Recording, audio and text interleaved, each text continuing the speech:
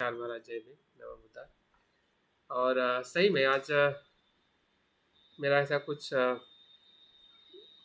निश्चित नहीं था कि मैं आज कुछ प्रवचन देने वाला हूँ। कुछ विषय आर्यवैजरी तय कर रही थी कि उसका प्रवचन कुछ इसी सप्तांग बुद्धांग को लेके वो कुछ अंगों पर बात करने वाली थी। लेकिन उनकी थोड़ी व्यस्तता रहने के कारण वो नहीं कर पाए। और मुझे लगा कि विमल प्रिय जी ने कल बहुत ही अच्छी शुरुआत की थी सप्तांग बोधायन की कि हमारा सृजक मन क्या है और कैसे उसको हमें देखना समझना है। तो इसकी सही में क्यों ज़रूरत है इस विषय की या इस विषय को समझने की।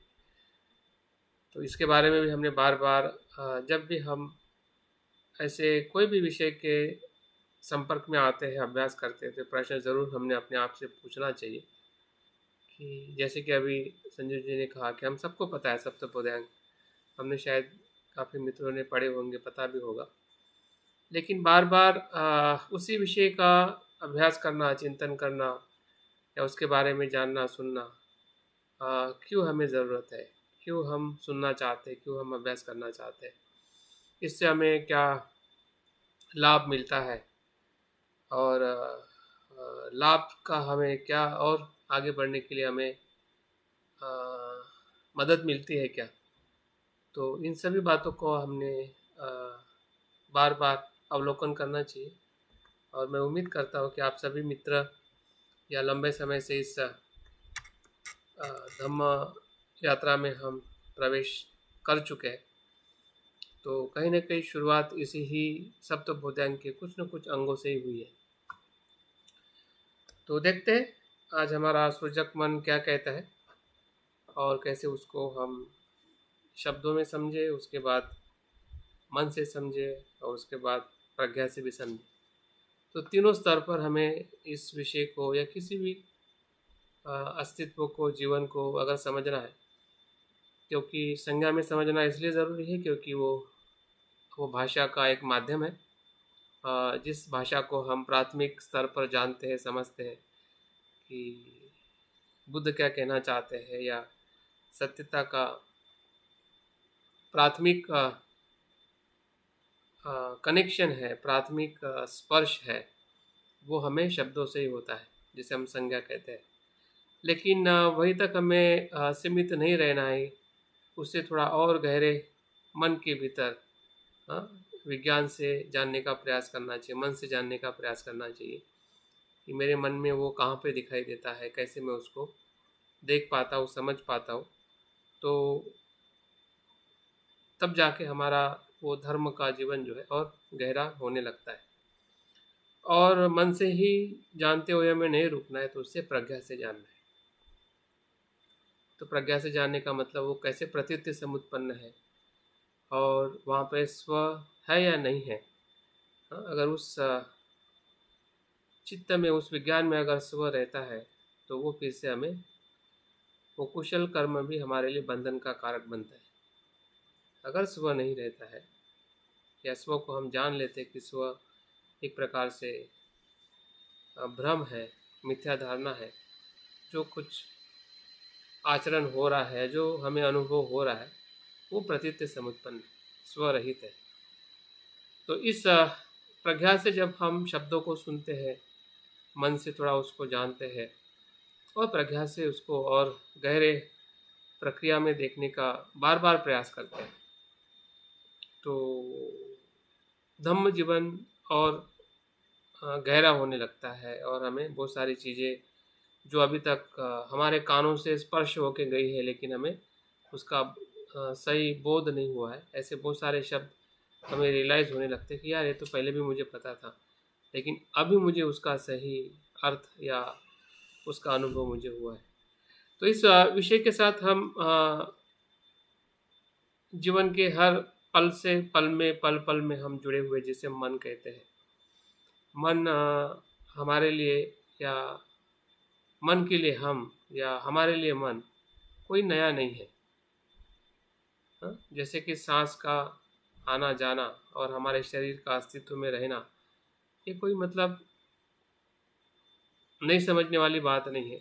हमें तुरंत समझ में आती है कि शरीर के साथ हमारा श्वास जैसे जुड़ा जुड़ा हुआ है, वैसे ही पूरे हमारे जीवन के साथ मन हमेशा वेदनाओं, विचारों, कल्पनाओं, भावनाओं के माध्यम से उसे हम कुछ न कुछ समझते रहते हैं। ऐसा नहीं कि हमें बिल्कुल समझ में नहीं आता। अगर बिल्कुल समझ में नहीं आया होता तो शायद हम इस प्रकार से बैठे भी नहीं होते। हम जंगली रहते या फिर पागल रहते या फिर और कोई प्रकार से हम जीवन जीते। लेकिन अगर हम थोड़े सभ्य हैं, इसका मतलब जो मनुष्य के जीवन में जो मन है, और इसलिए मनुष्य को मनुष्य या मानव कहने का अर्थ भी यही है कि वो मन मन के साथ वो शब्द जुड़ा है जिसे हम मनुष्य कहते हैं, मानव कहते हैं। तो हमारा अस्तित्व ही मन का एक अ, विकसित स्वरूप है, जो जिसे हम आज का सभ्य मनुष्य कह सकते हैं। तो इस विषय को जब हम बुद्ध के उपदेशों में या बुद्ध के मार्ग में जब उसको देखते हैं, तब हमें थोड़ा और उसके गहराई की तरफ देखने का हमें मौका मिलता है। तो आज हमें या इस विषय के माध्यम से हम पिछले काफ़ी सप्ताह से हम इस विषय को समझ रहे हैं, जो हमारे मित्र अभ्यास का बहुत ही महत्वपूर्ण विषय है। जैसे कि गाथा को हम सुन के हमें इस बात का ख्याल आता है कि बुद्ध कहते हैं कि मनोपुबंग अधम्मा मनोचेष्टा मनोमया। हाँ, सब कुछ धर्म जो है मन में ही उत्पन्न होते हैं, भले वो कुशल हो या अकुशल। हाँ, वो सब मनोमय है। हाँ, और उसी के कारण हमें हमारे कर्म और परिणाम हमें मिलता है, सुख और दुख का। लेकिन उस गाथा के भीतर और क्या क्या है, हाँ, और कैसे उस मन को देखा जाए। और जैसे कि हमने प्रतिक्रियात्मक मन को हमने भवचक्र के माध्यम से या प्रतीत्व समुत्पाद के माध्यम से हमने जानने का प्रयास किया है कि हमारा चित्त या विश्व का चित्त, जब हम मैं मेरे चित्त की बात करते हैं तो समझ जाए कि वो विश्व का चित्त है या विश्व का मन है। जब हम विश्व को जानने के बारे में प्रयास करते हैं तो हमें अपने स्व स्व स्व को जानना है। हाँ, हमारे स्वयं के चित्त को जानना है। तो बाहर का ज्ञान हो, विश्व का ज्ञान हो या स्वयं का ज्ञान, जो एक दूसरे पे आधारित है। जितना हम अपने आप को जानेंगे उतना ही हम संसार को जानेंगे। जितना हम संसार को जानते हैं उतने ही भीतर हमें अपने आप को भी जानने की हमें कोशिश करनी है। तो इसका आ, आधार जो है मन है, जो बुद्ध के वचनों में भी हमें मिलता है। और बुद्ध तो यही कहते हैं कि मेरा धर्म है या मेरी जो शिक्षा है वो मन पर ही आधारित है, मन ही केंद्र है। हाँ? काया वाचा मन, हम जब तीन केंद्र की बात करते हैं, जैसे कि उस समय जो जैन धर्म था और अभी भी जैन धर्म है, तो उनका सबसे महत्वपूर्ण केंद्र काया है। काया को कष्ट देना, काया से ज़्यादा उससे अकुशल नहीं होने देना, फिर वो भोजन के माध्यम से हो, चलने के माध्यम से हो, कपड़ों के माध्यम से हो। तो इस प्रकार से जो काया केंद्रित जो धर्म जो है, काया के क्लेशों को नष्ट करते हुए दूसरा नवीन क्लेश निर्माण ना हो या कर्म निर्माण ना हो, बंधन निर्माण ना हो, इस प्रकार से जैन धर्म में धम्म का आचरण किया जाता है। लेकिन जब हम बौद्ध धर्म की बात करते हैं तो बौद्ध धर्म में मन केंद्र है। मन के भीतर जो क्लेश है, कुशलता है, कुशलता है, उसको हमें समझना है कि वो क्या है और किस प्रकार से वो कार्य करते हैं। और उसके ही आधार पर हमारा काया का कर्म होता है और वाणी और मन का कर्म होता है। तो इस प्रकार से जब हम मन के बारे में हम जान रहे हैं, तो मन का एक पक्ष हमने देखा है जिसे हम काला पक्ष कहते हैं, सांसारिक पक्ष कहते हैं, दुख का पक्ष कहते हैं, या दुख समुदाय जिसे कहते हैं, जिसे हम दुख कहते हैं, दुख का कारण कहते हैं। तो इन स्वरूप को जानने के लिए हमने भवचक्रों को और प्रतीत्व समुत्पाद को हमने जाना है।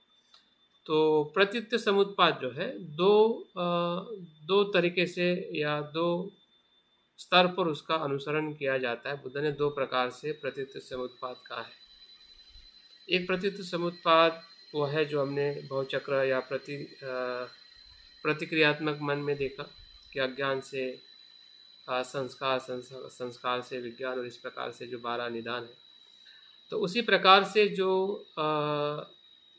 ऊर्ध्वगामी जो मार्ग है, मतलब ये होने से ये होता है, वैसे ही जो ये छूटने से, ये त्यागने से, ये नष्ट होने से ये उत्पन्न होता है।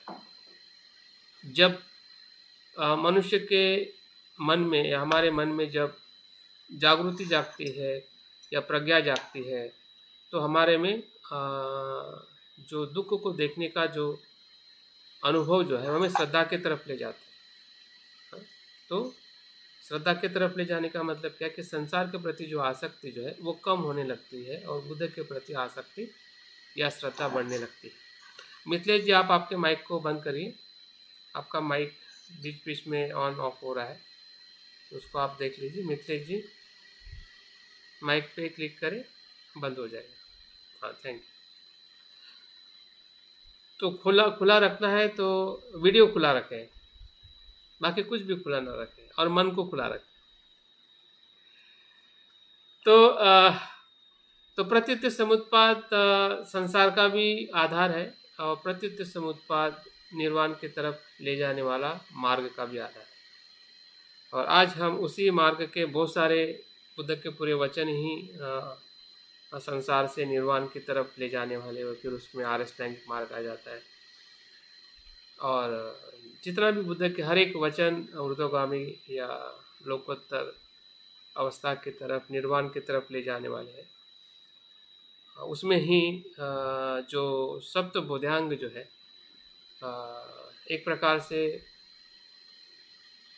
ऐसा कह सकते हैं कि सभी अंगों में या सभी मार्ग में सप्त बोधांग एक बहुत ही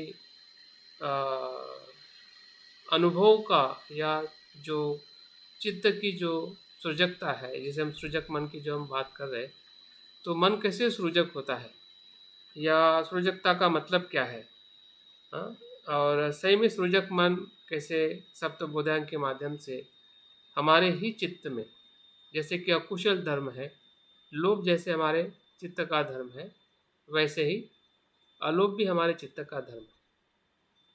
जो अकुशलता के जितने भी हमारे कारण है या अवगुण है या बुराई है, और वैसे ही कुशलता भी हमारे चित्त का धर्म। तो यहाँ पे हमारी जो कुशलता या सकारात्मकता, जिसे हम विधायक अंग कहते हैं, उसको हमें यहाँ पे समझना है। और मुझे लगता है कि अगर हम विधायक पंचशील या विधायकशील में अगर हम 5वां अंग देखते हैं कि मैं स्मृति सुस्पष्ट एवं प्रदीप्त रखकर मैं अपने मन को शुद्ध करता हूँ, तो यही स्मृति है जो हम सप्त बोधांग में पहले अंग में देखने वाले हैं।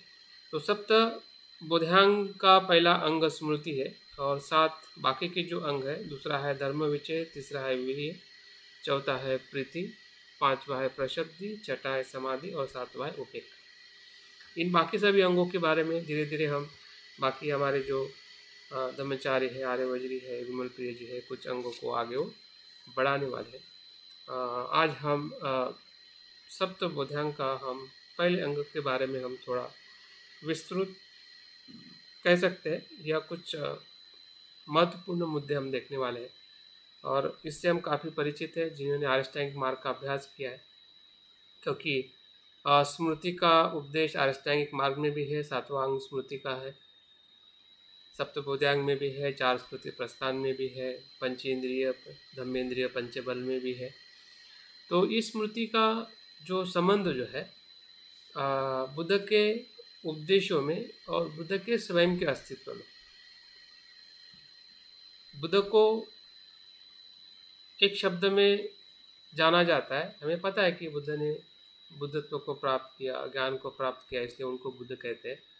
लेकिन बुद्ध के लिए और एक बहुत महत्वपूर्ण और सरल शब्द है।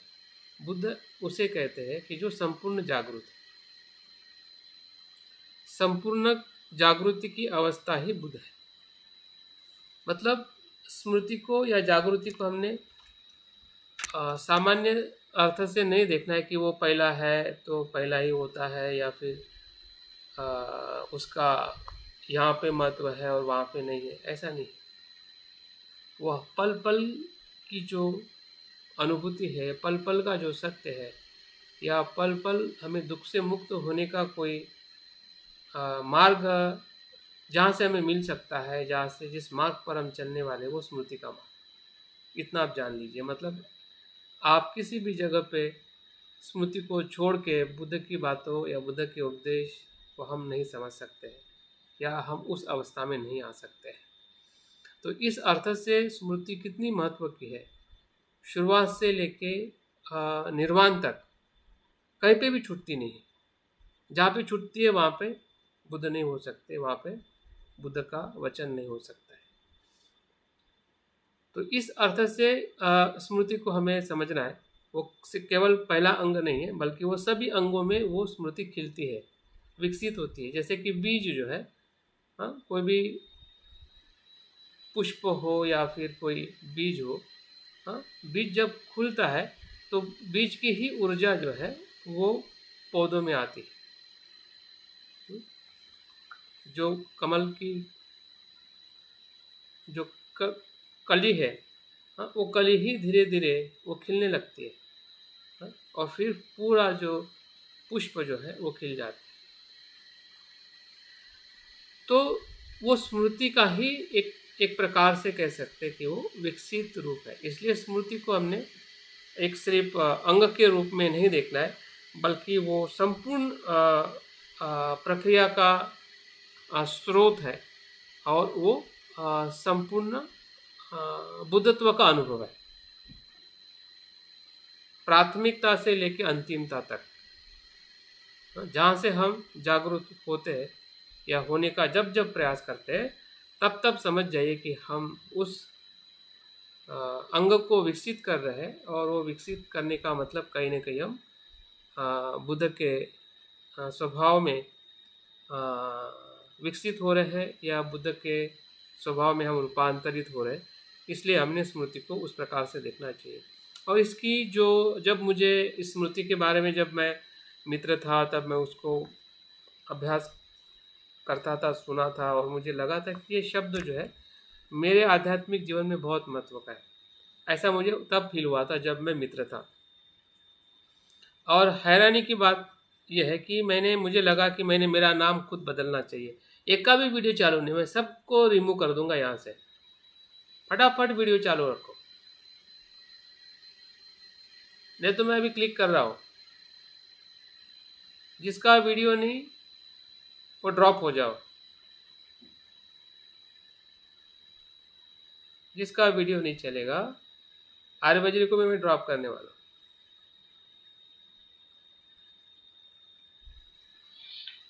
आज का रिकॉर्डिंग करो सर। वीडियो दिखा, वीडियो जिस नेट प्रॉब्लम है सर। हाँ तो ठीक है, ऐसा कुछ प्रॉब्लम है तो आप इसमें टेक्स्ट में डालिए कि प्रॉब्लम है। बाकी लोगों को प्रॉब्लम नहीं है, वीडियो दिखना चाहिए। Thank you sir. रिकॉर्डिंग करो सर आज की। कोई रिकॉर्डिंग नहीं करेगा, वीडियो ऑन रखो पहले। हाँ वीडियो चालू किया है, मगर ठीक है। तो कहने का, हाँ अभी माइक बंद कर दीजिए।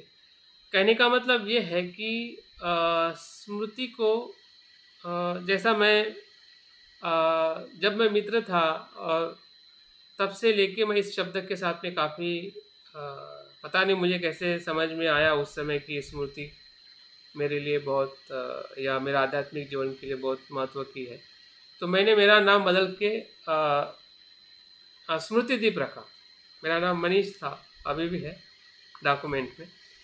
लेकिन जब मेरी मित्र की दीक्षा हो रही थी, तब उसके पहले मैंने अपना नाम स्मृति दीप रखा। और ये शब्द मुझे लगता है कि जो 5वां शील जो है उसमें से ही थोड़ा मैंने शब्द को मैच करते मुझे लगा कि इसकी ज़रूरत है, और मैंने खुद ही अपना नाम रखा। क्योंकि मुझे रियलाइज़ हुआ था कि जो आध्यात्मिक जीवन से जो मैं परिचय थोड़ा थोड़ा हो रहा था, जान रहा था, तो मुझे लगा कि स्मृति शब्द जो है बहुत ही प्रेरणादायी है, और आध्यात्मिक जीवन की शुरुआत और उसका पूरा अंतिम विकास तक के रहने वाली है। स्मृति और एक ऐसा कहते हैं कि स्मृति जो है निर्वाण की प्रहरी है, पहरेदार है। स्मृति क्या है? निर्वाण की पहरेदार है। वो निरंतर वॉचमैन की तरह पहरेदार करते रहते हैं आपके निर्वाण तक ले जाने के लिए या निर्वाण को प्राप्त करने के लिए। और इसलिए और एक शब्द से उसको जाना जाता है, अपमादेन।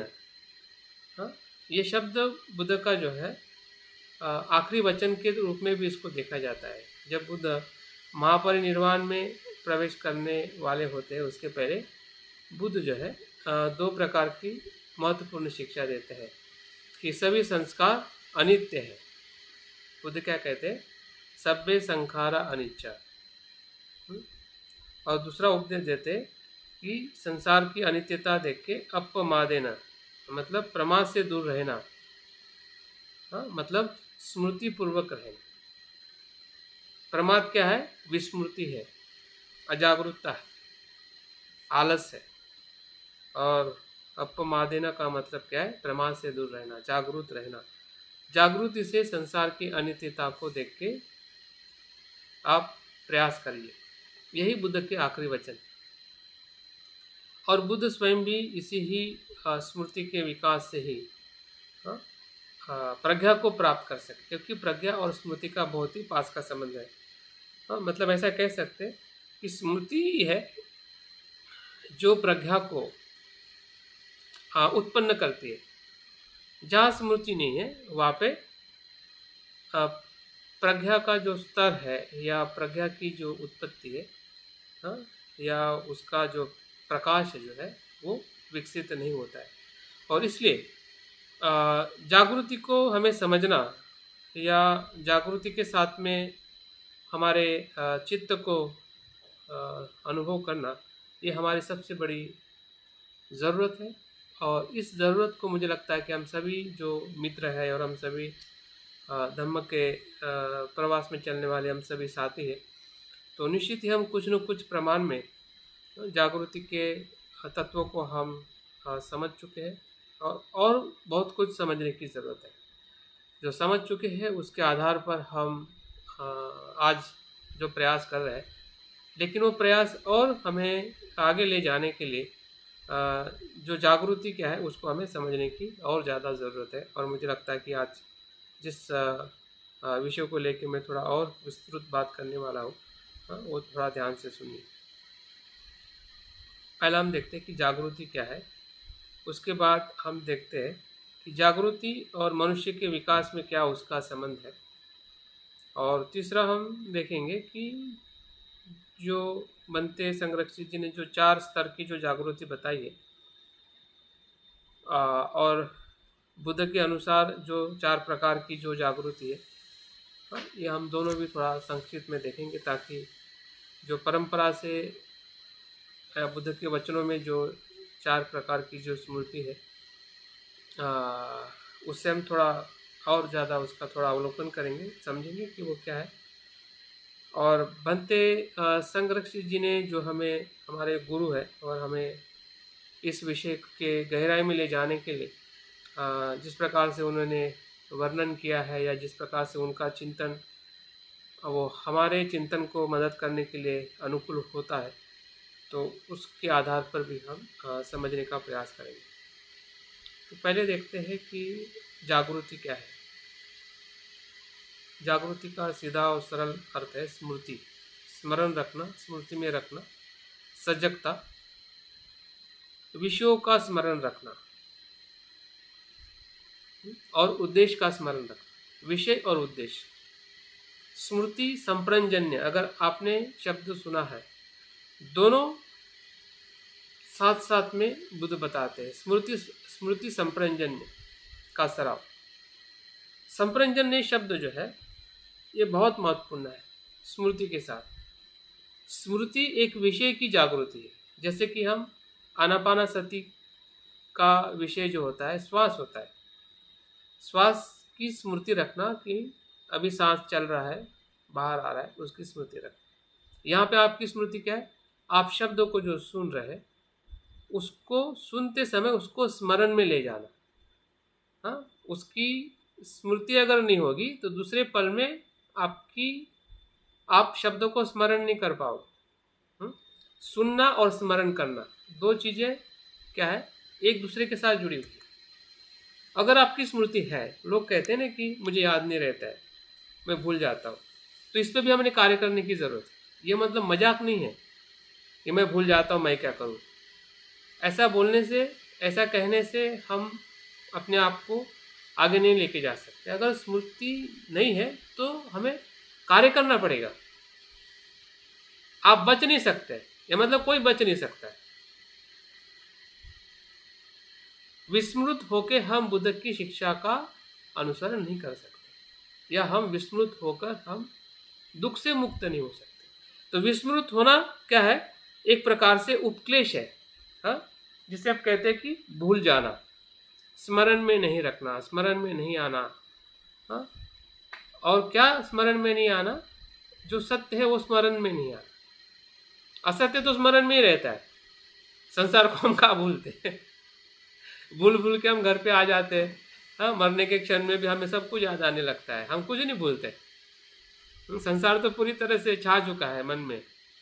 हाँ, लेकिन जो सत्यता जो है, जो बुद्ध के वचन है, बुद्ध के जो मार्ग के जो कुछ सार है, या कह सकते हैं कि उनके बताया हुआ मार्ग है, उसके प्रति हमें स्मृतिमान रहना, कि वो क्या है, शब्दों का अर्थ क्या है, शब्दों के साथ उसकी जो स्मरण शक्ति है, उसको याद रखने की जो हमारी क्षमता जो है, वो हमारा कुशल धर्म है।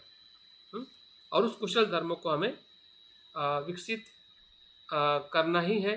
और मुझे लगता है कि हम करते, जैसे कि हम अगर त्रिशरण पंचशील या जो भी हम स्मृति में रखते हैं, तो हम याद करके तो रखते हैं। हाँ, ऐसा तो नहीं कि हम में स्मृति नहीं है।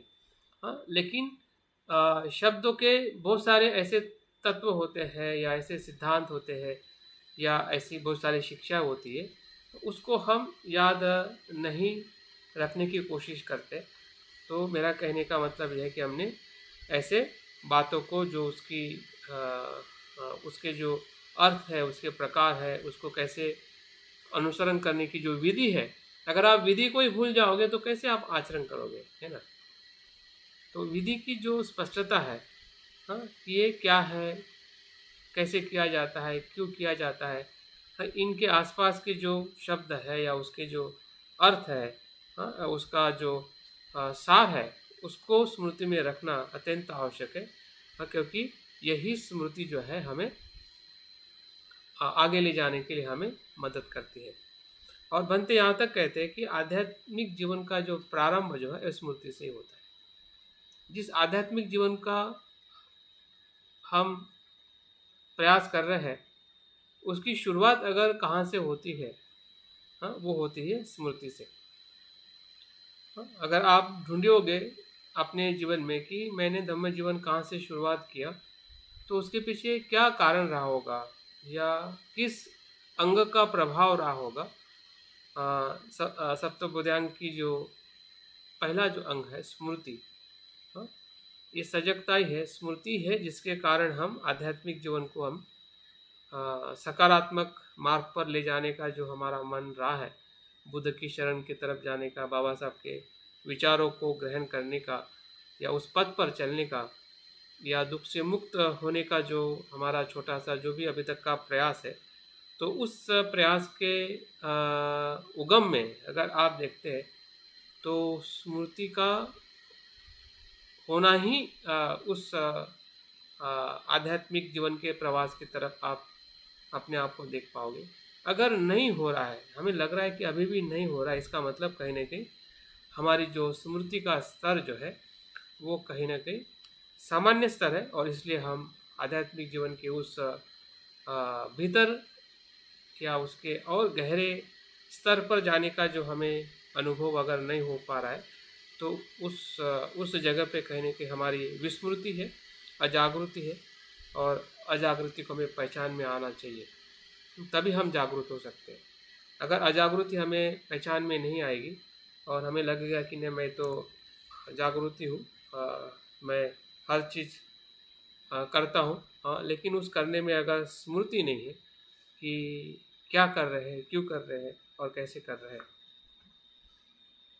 तो वो स्मृति, वो कुशल आचरण भी हमारा शीलवत परामर्श बनेगा और संसार में संसार से ऊपर उठने का वो चित्त नहीं होगा, बल्कि वो चित्त बंधन में ले जाने वाला चित्त होगा।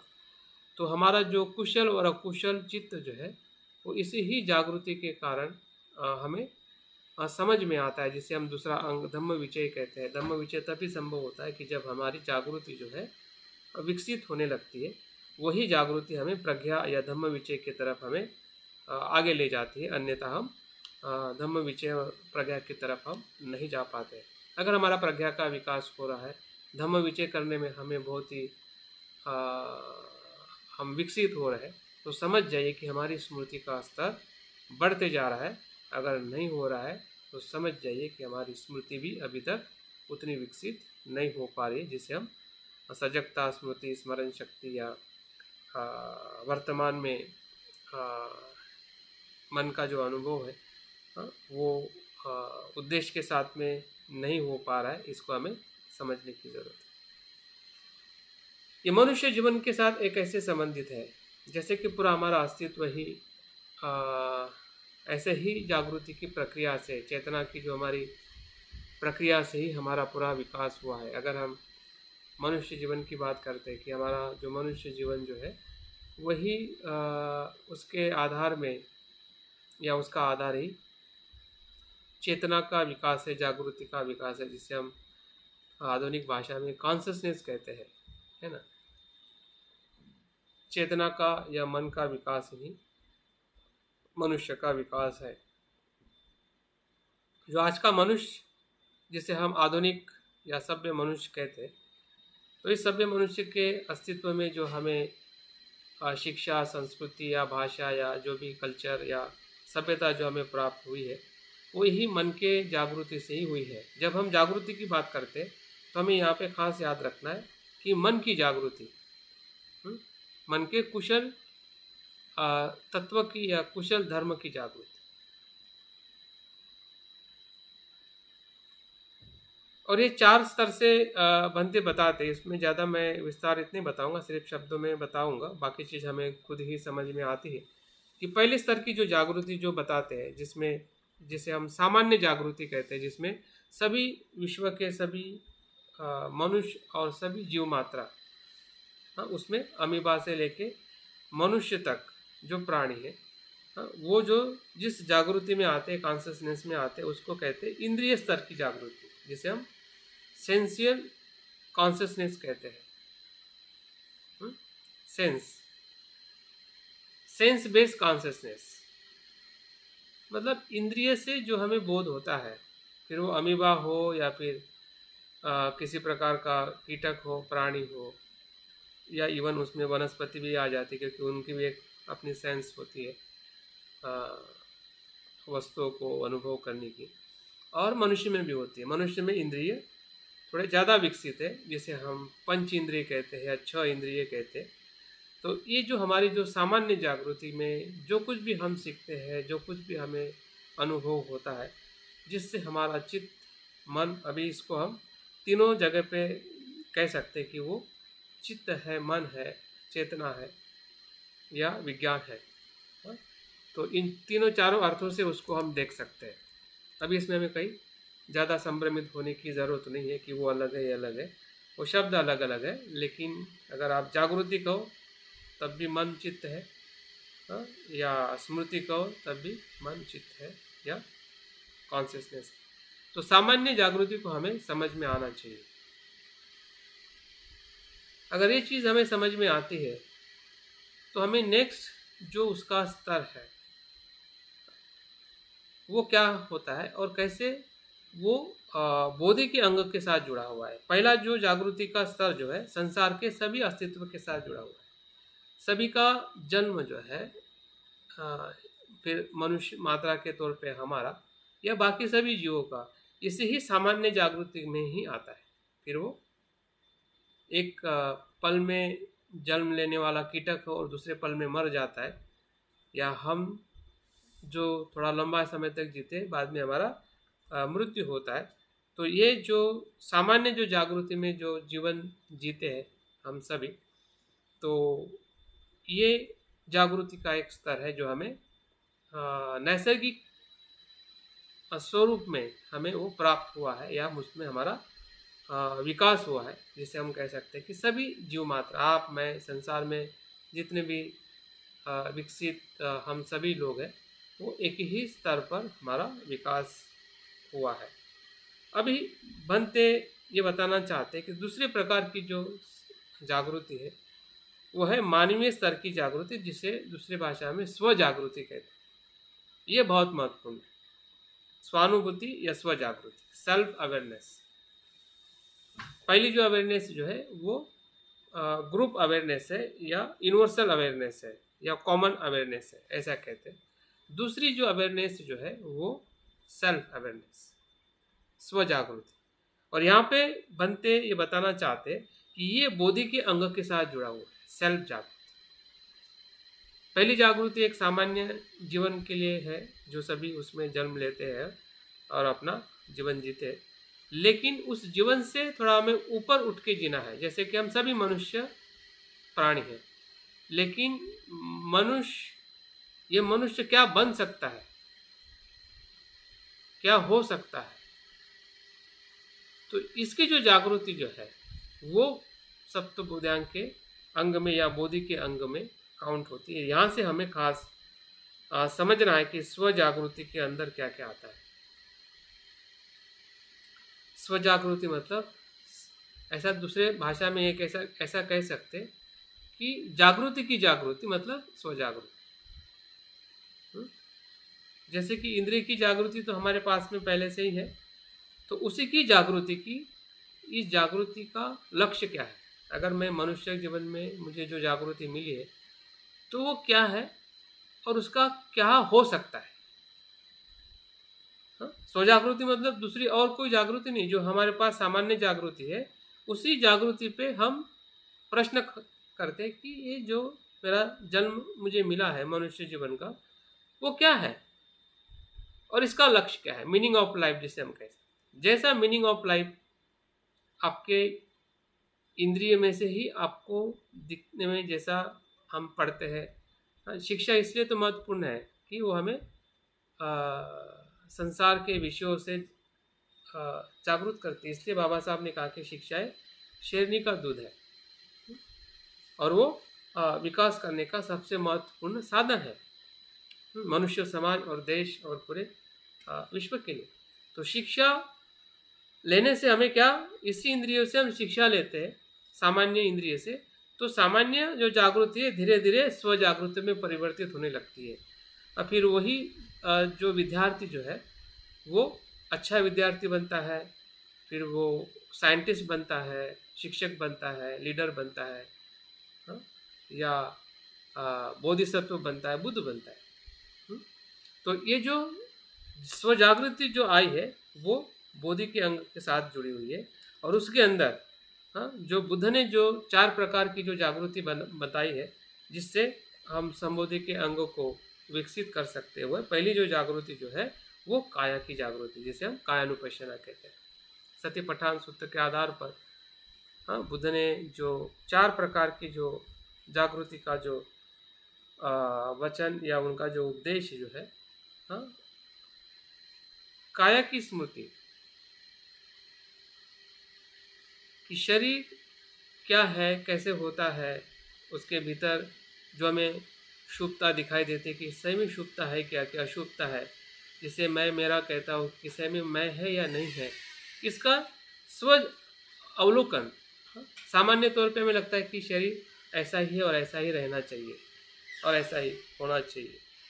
तो ये जागृति सामान्य जागृति है। जैसे किसी बालक को किसी खिलौने के प्रति जो आसक्ति होती है, वैसे ही हमारी अपने शरीर के प्रति हमें आसक्ति होती है। लेकिन जब हम स्व जागृति के साथ में उसका अवलोकन करते हैं, जागृति का सराव करते हुए, उसमें फिर आपका चिंतन आ सकता है, ध्यान आ सकता है, आपका ऑब्जर्वेशन आ सकता है, आपका विश्लेषण करने का, विघटन करने का आपका जो अभ्यास है, हाँ, तो मतलब हर तरीके से आप आपके स्व जागृति को विकसित कर सकते हैं। जब हम बीमार होते हैं या जब हम अशुभ होते हैं तो पता चल सकता है, जब हम अभी जवान हैं तो बूढ़े होते हैं तो पता चल सकता है कि शरीर कैसे बदल रहा है। हाँ? तो ये जो शरीर की जो वास्तविकता, उसकी स्मृति मतलब स्व जागृति। जब शरीर को हम वास्तविकता में नहीं देखते, वो इंद्रिय जागृति है। हाँ? हम इंद्रियों के माध्यम से शरीर को देखते हैं कि हाँ, मुझे दिखने में अच्छा तो लग रहा है, सब कुछ अच्छा है, सुंदर है, हाँ, ये ऐसा ही रहेगा, ऐसे ही जीना है। तो ये जो इंद्रियों की जो जागृति जो है वो सामान्य जागृति है। लेकिन जब हम सामान्य जागृति से एक शरीर को भीतर बाहर और उसके तत्व में, उसके गुणों में, उसके अनित्यता में, उसके अनात्मता में जब उसको हम देखते हैं, अशुभता में जब देखते हैं, तब जाके वो स्व जागृति होती है। तो इस प्रकार से हमें अपनी स्व जागृति, हमने काफ़ी समय से हम प्रयास कर रहे हैं, कुछ समझ में आता है, कभी समझ में नहीं आता है, तो फिर से हमसे गलती हो जाती है, तो फिर से उस गलती का हमें सुधार करना है कि हाँ, मुझे अभी उस प्रकार से काया को काया करके देखना है, मैं करके नहीं। मैं करके देखना वो एक प्रकार से इंद्रिय जन्य जागृति है। जैसे हम शरीर को शरीर के रूप में देखते हैं, तब वहाँ पे मैं का भाव नहीं होता है, तब जाके हम कह सकते कि वो स्व जागृति है, अन्यथा वो स्व जागृति नहीं है। वैसे ही वेदना की स्मृति है, वैसे ही चित्त की स्मृति है, और वैसे ही धर्म की स्मृति है। तो इन चारों प्रकार की जो स्मृति से एक प्रकार से जो हमारा पंच स्कंद देखने का जो तरीका है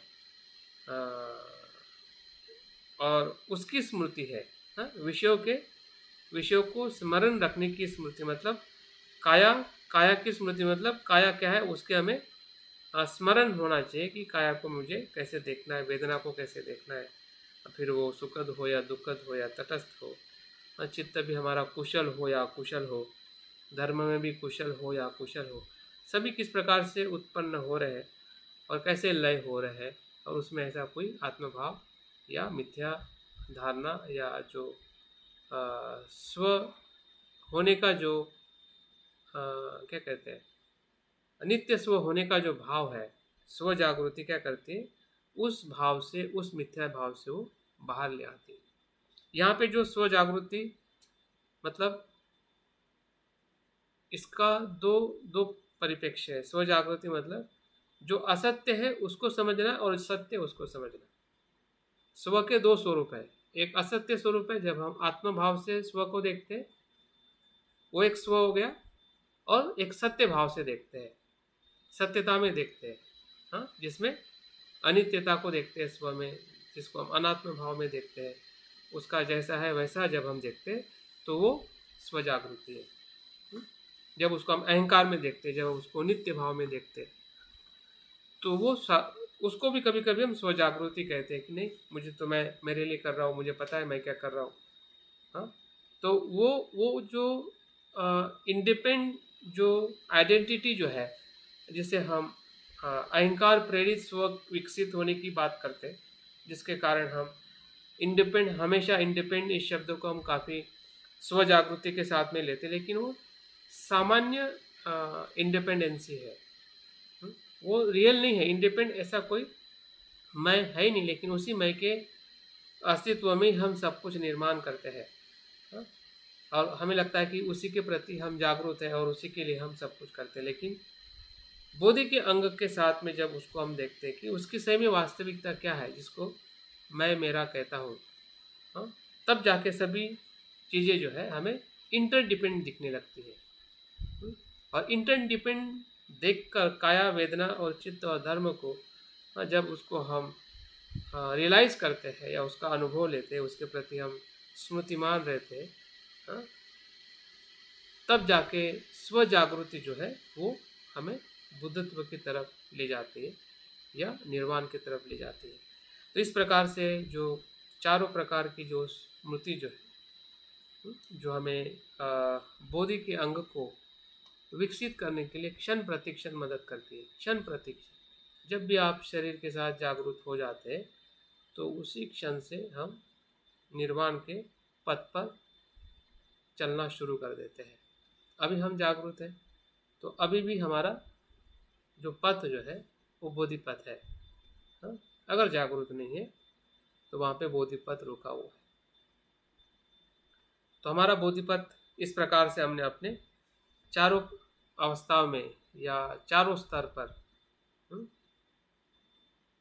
उसको हमने देखने का प्रयास करना चाहिए। भंते संरक्षित जी इसी स्मृति को अलग तरीके से उसमें दो और अलग प्रकार की स्मृति को सम्मिलित करके वो बताते हैं, उसको भी हम थोड़ा देख लेते हैं ताकि हमें बुद्ध के वचनों में जो स्मृति है, सजगता है, हम सभी को पता है जो हमने विपश्यना का ध्यान किया है या 4 प्रकार की स्मृति का जो हमने अभ्यास किया है, वही स्मृति है जो हमें बार बार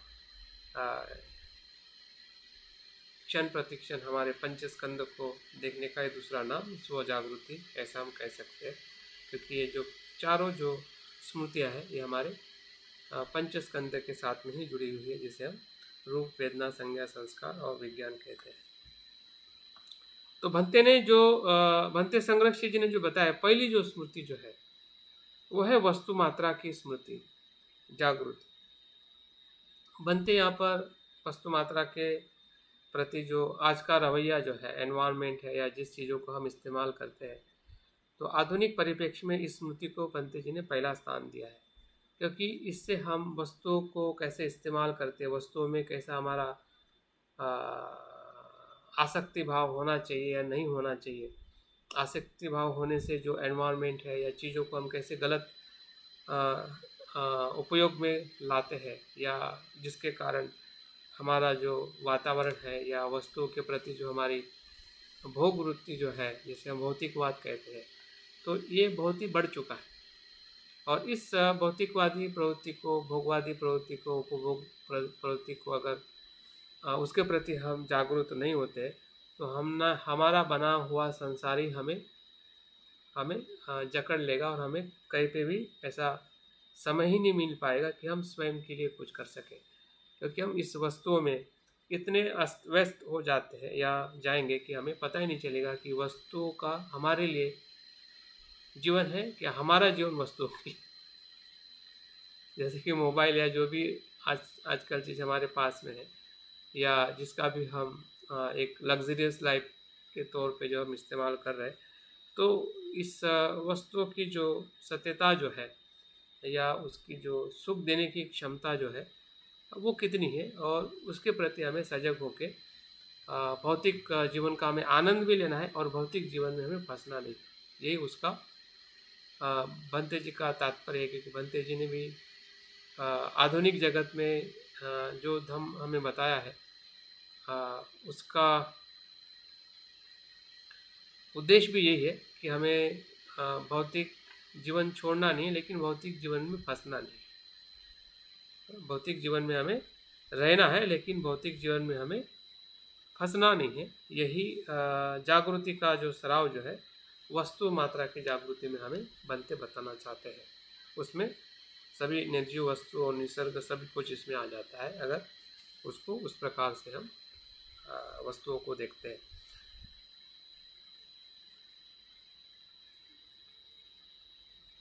दूसरी प्रकार की जो जागृति जो है बनते, उसमें स्वयं की जागृति बताते, जो स्व के प्रति जागृति। उसमें 3 प्रकार की जागृति बताएगी स्व जागृति में, जिसमें बुद्ध ने जिस प्रकार से बताया उसी का इसमें जिक्र किया गया है, काया की, विचार की और भावनाओं की। मतलब हमारी काया को हम कैसे उसका सदुपयोग करते हैं या दुरुपयोग करते हैं, उसके प्रति हमने सजग रहना है। फिर विचारों के प्रति, थॉट्स के प्रति, और तीसरी जो है उसी दूसरे जागृति के अंदर तीसरे प्रकार की वो भावना की जागृति, इमोशंस। तो इन 3 स्तर के अंदर बुद्ध की बताई हुई जो पहले जो 3 जो है काया की, वेदना की और चित्त की, मुझे लगता है कि इसमें आ जाती है। तीनों प्रकार की जो बुद्ध की बताई हुई स्मृति जो है, भंते जो यहाँ पे स्व जागृति के बारे में यहाँ पे 3 प्रकार की जागृति की बात करते हैं। इसी से ही हम स्व जागरूक हो सकते हैं, या स्व के प्रति जो सत्यता का जो अनुभव जो है, विचारों को देखने का जैसा है वैसा, भावनाओं को देखने का और शरीर को देखने का, जैसे कि हम देखते हैं कि जिसने पर्सनालिटी डेवलपमेंट कहते हैं, पर्सनालिटी डेवलपमेंट में जो आपके जो फिजिकल अपीयरेंस है, आपके थॉट्स है, आपके इमोशंस जो है, हाँ, ये आपके पर्सनालिटी को या ग्रोथ को, डेवलपमेंट को एक्सप्लोर करते हैं या विकसित करते हैं। तो सामान्य तौर पे भौतिक जीवन में, या जिसे हम कॉर्पोरेट या जो एक एकेडमी या आ, भौतिक जीवन में जो एक पद प्रतिष्ठा का जो जीवन जो है, वो एक स्व जागृति का ही जीवन है, लेकिन वो स्व जागृति उस स्तर की नहीं है, वो इंद्रिय जागृति के स्तर की है। यहाँ पे जिस प्रकार से हमें सत्यता के आधार पर जो बोधि का अंग है, सत्यता का बोध लेकर के सही में काया, विचार और भावनाओं का मूल स्वभाव क्या है, मूल स्रोत क्या है, और उसकी जो कुशलता और अकुशलता का क्या परिणाम है, इसके आधार पर हमें जागरूक होकर हमें स्वयं की जागृति बढ़ानी। तो इस प्रकार से स्व जागृति बनती यहाँ पे बताते हैं। तीसरे प्रकार की जो जागृति, औरों की जागृति, ये बनती की और नई जागृति के बाद बनती यहाँ पे कहते हैं, जैसे कि पहले नंबर की और तीसरे नंबर की औरों के प्रति जागृति। मतलब यहाँ पे बनते बताना चाहते हैं, ये भी एक आधुनिक जगत में बहुत महत्वपूर्ण जागृति है, क्योंकि औरों के प्रति मतलब अन्य इंसानों के प्रति जो हमसे अलग है या हमारे जैसे नहीं है, जैसे कि हो सकता है कि आपके पड़ोसी हो सकते हैं, अन्य जाति के लोग हो सकते हैं, अन्य धर्म के लोग हो सकते हैं, या अन्य प्रांत और देश के भी लोग हो सकते हैं। मतलब औरों के प्रति मतलब आपके परिचित के अलावा जितने लोग हैं वो भी कैसे मनुष्य है, और उनके भीतर भी वही पंचस्कंद है, या उनका भी दुख है, और उनके प्रति जो हमारी संवेदनशीलता जो है, बनते यहाँ पे उस संवेदनशीलता की बात करते हैं, क्योंकि स्मृति का अंग ये कोई मतलब सिर्फ एक स्तर का नहीं है, वो सर्वांगिक विकास है, और इसलिए उसको बुद्धत्व का मार्ग भी कहा गया है, और अंतिमता उसको बुद्धत्व भी, निर्वाण भी कहा गया है। जिस प्रकार से उसका अर्थ और उसका कार्य और उसका मार्ग जो है वो ये बताता है, बुद्ध के वचनों में हो या बनते संरक्षित जी भी जिस प्रकार से उसको और विस्तारित रूप में बताना चाहते हैं कि औरों की स्मृति मतलब अन्य लोगों की स्मृति, एक मनुष्य होने के नाते उनके प्रति संवेदनशील होना, भले फिर वो कितना भी बुरा क्यों ना हो, कितना भी बुरा क्यों ना हो, कितना भी वो दुराचारी क्यों ना हो, कितना भी वो असभ्य क्यों ना हो, फिर भी मनुष्य होने के नाते उनके प्रति जो संवेदनशीलता की जो अनुभूति जो है, वो होना, मतलब एक प्रकार से करुणा का भाव, कि कितना भी इसमें हो फिर भी वो बदल सकता है, उसको बदलने के लिए परिस्थिति को निर्माण करना, उनको मदद करना, इस बात के लेकर हम स्मृतिमान हो सकते हैं या होने की ज़रूरत है, ऐसे बनते बताते हैं। और चौथी जो महत्वपूर्ण जागृति है वो है अंतिम सत्यता के प्रति जागृति, जो बुद्ध ने भी धर्म की स्मृति में बताया है। फिर उसमें 4 आर्य सत्य हो, सप्तबोध्यांग हो, या फिर सब कुछ जो सत्यता का जो अनुभव है बुद्धत्व के प्रति या धर्म काया के प्रति या शून्यता के प्रति, शून्यता के प्रति जागरूक रहना कि अस्तित्व स्वभाव शून्य है, मतलब स्व से रहित है, स्वतंत्र कोई अस्तित्व नहीं है, सब कुछ प्रतीत से उत्पन्न है। इस बात को समझना ही सत्यता की जागृति है। तो ये बुद्धत्व के अनुभव के स्तर की जागृति, जैसे कि मैंने शुरुआत में ही कहा कि स्मृति या संपूर्ण जागरूक व्यक्ति को ही बुद्ध कहते हैं। तो संपूर्ण जागरूक अवस्था का ही दूसरा अर्थ है सत्यता के प्रति एक रूप हो जाना, वैसे ही हो जाना जो सत्य है, या सत्य के स्वरूप में रूपांतरित हो जाना, एक रूप हो जाना, जिसे हम निर्वाण या संबोधि कहते हैं। तो इस अर्थ से देखा जाए, हाँ, जो स्मृति जो है, समझने में ऐसा लगता है कि सिर्फ याद रखना है, लेकिन याद रखना मतलब किसकी याद रखना? वर्तमान की याद रखना, सत्यता की याद रखना, काया की याद रखना कि काया क्या है मूल स्वरूप में या मूल धर्म में, वेदना क्या है, चित्त क्या है, वस्तु मात्रा क्या है औरों के प्रति, हाँ? और इस प्रकार से संपूर्ण जो अस्तित्व जो है, जो मनुष्य से, सामान्य मनुष्य से लेकर, हाँ, प्रबुद्ध मन के अवस्था तक या प्रबुद्ध व्यक्ति तक ले जाने का जो स्रोत भले सप्तबोधांग है, लेकिन सप्तबोधांग की जो शुरुआत स्मृति से हुई है, तो ऐसा मत समझिए कि धम्म विषय में स्मृति नहीं होती है। बिन स्मृति से धम्म विषय भी नहीं होगा। आप ऐसा मत सोचिए कि वीर्य में स्मृति नहीं होती है। प्रयत्न तभी होगा कि स्मृतिमान होगा, हाँ? और उसी वीर्य से परिणाम प्रीति और प्रशब्दि और समाधि, समाधि में भी स्मृति होती है। अगर स्मृति नहीं होगी तो आप एकाग्र नहीं होंगे, तो वही समाधि उपक्का या प्रज्ञा को विकसित करती है, उसका अनुभव कराती है। तो इस अर्थ से बुद्ध स्मृति के बारे में या स्मृति संप्रजन्य जो है, जो चित्त की वो सुरक्षा करता है, उसका धर्म क्या है? स्मृति प्रस्थान का, संप्रजन्य का, चित्त की वो रक्षा करता है, चित्त का वो दमन करता है।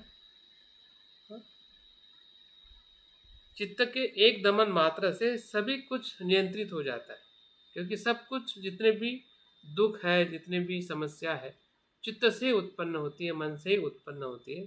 और इसलिए शांतिदेव आचार्य कहते हैं कि अगर चित्त का ही अगर हम दमन करें, सिर्फ एकमात्र चित्त को ही अगर हम सुरक्षित रखें, तो सब कुछ सुरक्षित हो जाता है। मतलब हमें ज़्यादा सुरक्षितता करने की किसी और वस्तुओं को या बुराई को हमें दमन करने की ज़रूरत नहीं, अगर हम सिर्फ चित्त को ही दमन करते हैं या उसको शांत और स्मृतिमान करते हैं। तो इतनी जो इसकी जो संपूर्ण बुद्ध धर्म का या बुद्धत्व का अगर कोई सार है, तो चित्त की साधना में ही है, या चित्त की जो कुशलता को समझना या जागृति से मन को सुरक्षित रखना, संरक्षित करना, जिसे हम इंद्रिय संवर कहते हैं कि इंद्रिय की स्मृति, जो इंद्रिय के माध्यम से जो भीतर विषय आते हैं, वही विषय काम, छंद, लोभ, द्वेष, मोह सभी विकारों को आहार देते हैं, या ऐसा कह सकते हैं कि वो इंद्रियों के विषयों से जो भीतर जो आग पहले से लगी हुई है उसको जलाते रहते हैं। अग्नि तो भीतर है, लेकिन ऊपर से क्या हम उसमें ईंधन डाल रहे हैं। तो ईंधन डालने का काम क्या करती है? हमारी 6 इंद्रियों की विषय। अगर वहीं पे अगर हम जागरूक है, तो ईंधन नहीं जाएगा, तो कम से कम आग लगेगी नहीं ज़्यादा, और धीरे धीरे बुझती जाएगी, और उसको पूरी तरह से बुझाने में स्मृति हमें हर स्तर पर मदद करती है। जैसे जैसे हम भीतर जाते हैं, तो वेदना हो, फिर चित्त हो, धर्म हो, सत्य हो, सभी चीज़ें हमें भीतर में जैसे है वैसे दिखने लगती है, और हम संपूर्ण जागरूक बनकर दुखों से मुक्त हो सकते हैं। तो इस प्रकार से स्मृति ही प्रज्ञा का मूल स्रोत है। और अंतिम में एक छोटी सी कहानी बताकर मैं अपनी बात पूर्ण करना चाहूँगा। ये जो जातक कथा से प्रज्ञा पारमिता की एक कथा है। प्रज्ञा पारमिता जैसे 10 पारमिता में हम देखते, तो हमें स्मृति की पारमिता अलग से दिखाई नहीं देती, लेकिन स्मृति का दूसरा पक्ष ही प्रज्ञा है। प्रज्ञावान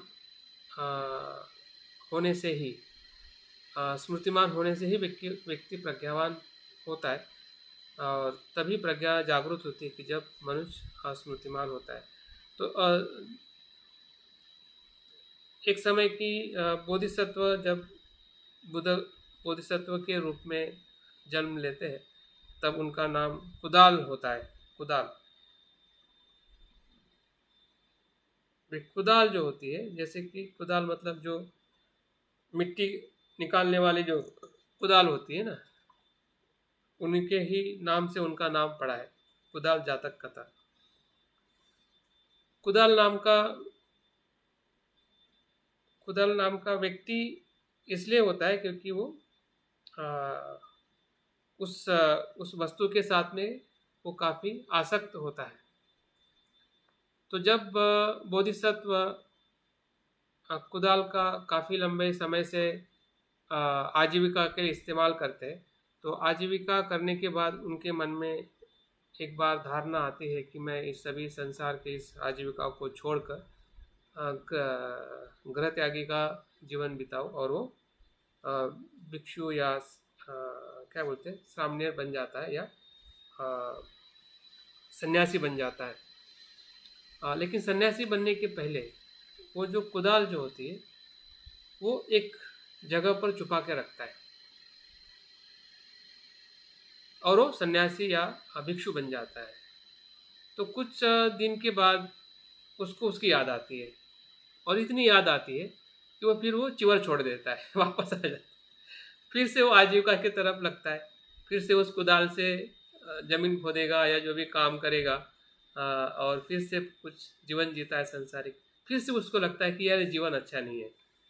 हाँ, फिर से वो दूसरी बार भी चिवर लेता है फिर से चिवर में फिर से वो कुदाल कहीं छुपा के रखता है, फिर से वो चिवर लेके फिर से जीवन जीता है, फिर से आध्यात्मिक जीवन जीता है, फिर से उसको उस कुदाल की याद आती है,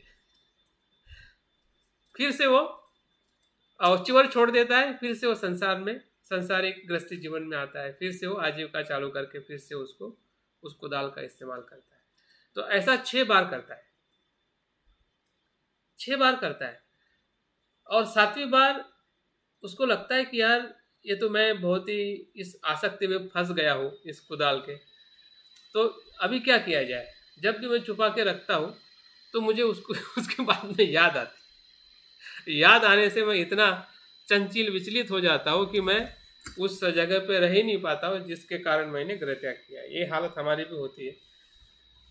तो फिर वो बड़ा दृढ़ निश्चय करता है कि इसको छुपाने से सब ऐसा हो रहा है, तो नदी के किनारे पे जाता है, नदी के किनारे पे जाता है, और वो पूरी संकल्प के साथ, हाँ, अभी कहता है कि नहीं, अभी 6-7 बार हो गया, अभी जो मैं गृह त्याग करूँगा, हाँ, ये कहीं छुपा के रखने के कारण ये बार बार मुझे याद आती है, मैं उसको अभी नदी में फेंक देता हूँ। हाँ, पूरा संकल्प करके जब वो फेंकता है, और फेंकने के बाद वो अपने आप से कहता है कि मैंने अपने आप को जीत लिया। क्या कहता है? वो कहता है कि मैंने अपने आप को जीत लिया। इस शब्दों को बार बार वो संबोधन करता है, क्योंकि अभी मैं वापस नहीं आऊँगा, क्योंकि अभी मैंने ये पूरी तरह से छोड़ दिया है, पानी में इसको फेंक दिया है, और अब मैंने अभी अपने आप को जीत लिया है। तो ये शब्द जैसे बार बार बोलता है, तो उसी के ही किनारे पे एक राजा होता है, अपने बहुत सारे सैनिक को लेकर वो वहाँ पे कोई युद्ध जीत के आया हुआ रहता है, और वो उस शब्द को सुनता है, राजा सुनता है। तो सुनने के बाद उसको लगता है कि अपने आप की अपने आप को जीतने का मतलब क्या है। तब वो बोधिसत्व बताते हैं कि हम कितने भी युद्ध करके विजेता बने, उन सभी विजेताओं से सबसे बड़ी विजय जो है वो अपने आप पर विजय पाने की है। और इसका अनुभव उस राजा को तभी हो जाता है कि मैंने जो विजय प्राप्त की है ये तो सब निकामी है। हाँ, मैंने अपने आप पे तो विजय ही प्राप्त नहीं की है। और उसके वो वचन सुनकर वो राजा जो है उसी समय उस अपने प्रजा के साथ, अपने सैनिक के साथ में वो भी प्रवज्जी ले लेता है, और वो बोधिसत्व के साथ में वो उसी मार्ग पर चल पड़ता है। तो इस प्रकार से ये जो कथा जो है कुदाल जातक कथा के नाम से प्रचलित है। ऐसी बहुत सारी कथा है कि जिसमें अपने पूर्व जन्म में बोधिसत्व प्रज्ञा पारमिता का या जागृति का पालन करके कैसे वो अपने जीवन में बोधिसत्व को बोधिसत्व का मार्ग का उन्होंने अनुसरण किया है। तो एक तरह से यही है कि अपने आप की जीत का मतलब है अपने आप को समझना। और उसमें भी समझने का अर्थ है एक तो सांसारिक अर्थ से भी समझना कि संसार में जो हमारी आसक्ति है या हमारी जो गलत धारणा है या मिथ्या दृष्टि है उसका त्याग करना। जैसे कि जो कुलाद जो है वो एक प्रकार से आसक्ति की धारणा को त्याग करने की जागृति है। और दूसरी तरफ जो सकारात्मकता जो है या जो निर्वाण के तरफ या बुद्धत्व के तरफ जाने का जो मार्ग जो है वो दूसरा पक्ष है। तो दोनों स्तर पर हमने अपनी स्मृति को देखना है। जब हम कुशल देखते हैं तो हमने अकुशल को भी देखना है कि अकुशल छूट रहा है। अगर आप कुशल को देखोगे और अकुशल छूट रहा है नहीं छूट रहा है अगर हमें पता नहीं चलेगा तो समझ जाइए कि हम कहीं ना कहीं अजागरूकता से कुशल आचरण कर रहे हैं।